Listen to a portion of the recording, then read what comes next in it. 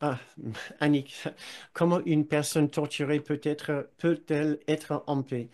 Wow, ok, tu tapes très haut. Il y a d'autres questions de ce genre qui tapent aussi très haut. Et ça y est.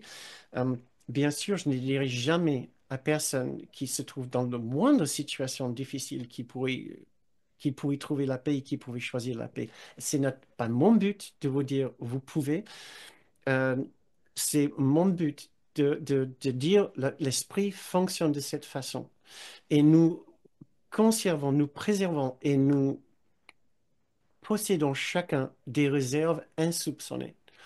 Euh, et je trouve que c'est plus bénéfique de dire à quelqu'un qui souffre euh, qu'il y a une partie de son esprit qui est préservée de ces tortures et de ces barbaries, de ces cruautés. Le, je ne connais pas tous les détails de cette histoire, mais ça m'avait frappé quand je l'ai entendu.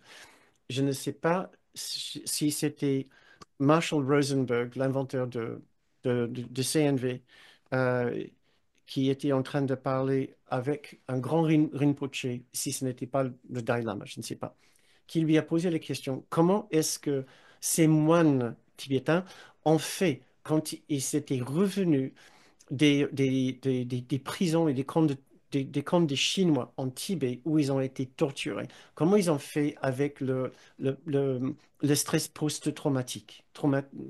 Comment ça s'appelle? C'est ça? Oui. Euh, Comment est-ce qu'ils ont fait?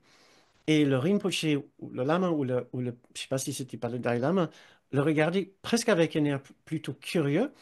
Il a dit, mais les moines n'ont pas connu de traumatisme après ces tortures. Question évidente, il dit, mais comment est-ce possible?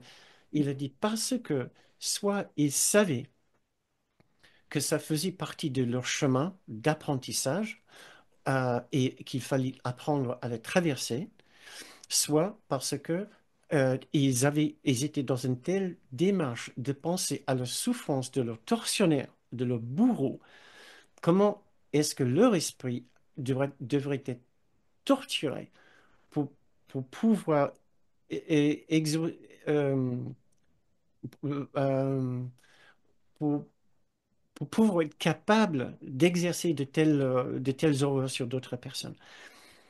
C'est tout le but du travail de Viktor Frankl avec la logothérapie.